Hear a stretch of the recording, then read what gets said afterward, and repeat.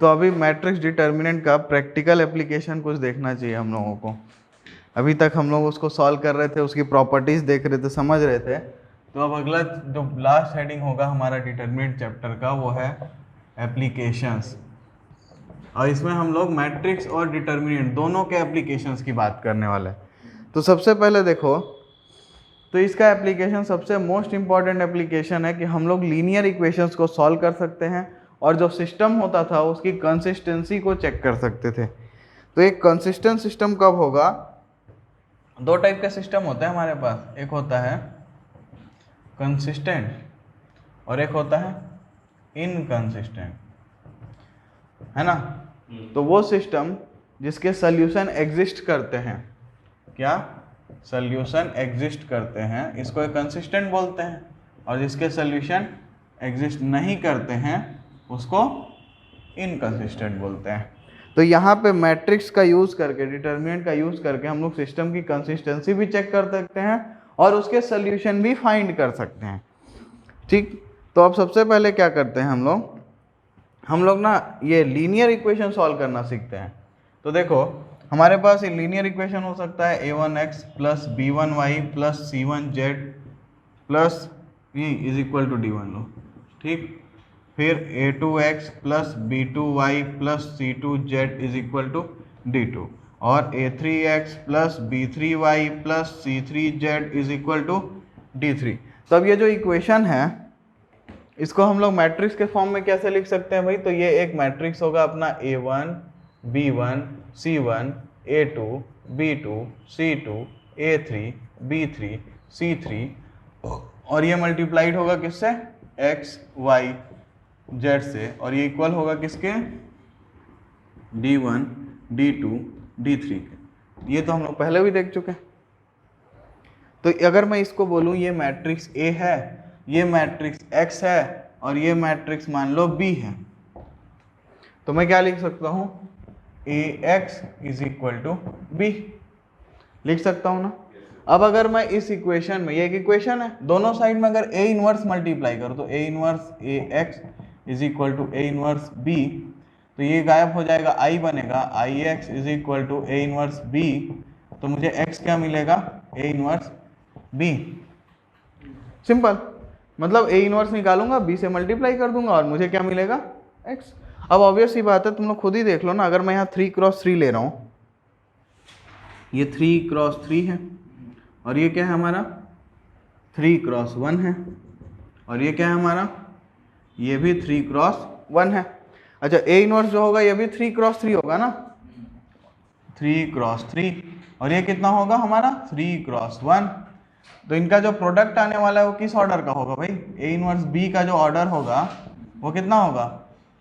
3x1, और X हमारा किस ऑर्डर का है? 3x1 का। तो क्या होगा हमारे पास? एक ये इस टाइप का मैट्रिक्स मिलेगा, दोनों साइड में मल्टीप्लाई करने के बाद 1 2 3 वैल्यू, 1 2 3 वैल्यू, तो ये इसके इक्वल होगा, किसके? इसके। यहाँ x होगा, यहाँ y होगा, यहाँ z होगा, तो x की वैल्यू मिलेगी, y की वैल्यू मिलेगी और z की वैल्यू मिलेगी। तो इस तरीके से हम लोग बड़े आराम से सॉल्व कर सकते हैं। लेकिन कब कर पाएंगे? यहाँ पे इस चीज को करने के लिए ध्यान क्या रखना है भाई कि A इनवर्स को एग्जिस्ट तो करना पड़ेगा। तो इसका मतलब क्या, ये पूरा प्रोग्राम चालू करने से पहले ये लिखने के बाद डिटर्मिनेंट चेक करेंगे कि डिटर्मिनेंट कहीं जीरो तो नहीं है। जब डिटर्मिनेंट जीरो होगा तो कुछ और करना है, वो इसके बाद बताऊंगा। पहले यहाँ देखो, डिटर्मिनेंट जीरो नहीं होना चाहिए, मतलब A should be a non singular matrix. तो हम लोग क्या करेंगे? x is equal to A inverse B लिख के इक्वेट करेंगे और वैल्यूज को फाइंड कर लेंगे। अच्छा, अब इसमें एक चीज और है कि ये जो A इनवर्स हमारा होता है ये कैसा होता है भाई? यूनिक होता है। तो इसका मतलब क्या है? x y z की जो यहाँ पे हमको वैल्यू मिलेगी ना, वो एक यूनिक वैल्यू मिलेगी, ठीक है। अब देखो ये क्या था, ये कौन सा केस है हमारा? ये कब है? जब हमारा यहाँ पे लिख लेते हैं कि determinant of A is not equal to 0, मतलब सिस्टम हमारा कंसिस्टेंट मिला, ठीक है ना। अब देखते हैं कि डिटर्मिनेंट ऑफ A अगर 0 हो जाए तब क्या होगा। तो डिटर्मिनेंट ऑफ A अगर 0 हो जाए तो यहाँ पे दो केस पॉसिबल है। हम क्या करेंगे? हम लोग कैलकुलेट करेंगे adjoint of A into B। ये वैल्यू हम फाइंड करने वाले हैं। और ये वैल्यू अगर फाइंड करेंगे हम और देखेंगे, इसकी वैल्यू 2 हो सकती है, या तो ये 0 हो जाए या पहले नॉन जीरो ले लो, और या तो ये 0 हो जाए। 0 या तो होगी या तो 0 नहीं होगी। तो जब 0 नहीं होगा ना तो हम लोग क्या बोलेंगे कि सॉल्यूशन डज नॉट एग्जिस्ट। ठीक है, और सिस्टम को हम लोग क्या बोलेंगे, इनकंसिस्टेंट। ठीक, और अगर ये 0 होगा ना तो सिस्टम के बारे में हम कुछ बता ही नहीं सकते। सिस्टम मे बी कंसिस्टेंट और इनकंसिस्टेंट, या फिर बोल सकते हैं कि सिस्टम मे बी इधर कंसिस्टेंट और इनकंसिस्टेंट। ठीक है, और ये डिपेंड करेगा कि इनफाइनाइटली मेनी सोल्यूशन होगा कि नो सोल्यूशन होगा। तो हमारे जो मैक्सिमम सवाल हैं वो इन पे तो नहीं आते हैं। मैक्सिमम सवाल हमारे ऐसे वाले आएंगे। ठीक है, बट अगर सिस्टम की कंसिस्टेंसी चेक करने बोला है तो ये प्रोसेस फॉलो कर सकते हो। ठीक है, तो ये हमारा, अब इसमें क्वेश्चंस कैसे रहेंगे भाई, तो ऐसे कोई इक्वेशन दे देगा, उस इक्वेशन से ये बना लोगे x is equal to B, फिर a का डिटरमिनेंट चेक करोगे, 0 नहीं हुआ तो इनवर्स निकालना और मल्टीप्लाई करके आंसर ले आना, 0 हुआ तो सिस्टम की कंसिस्टेंसी चेक करके छोड़ देना।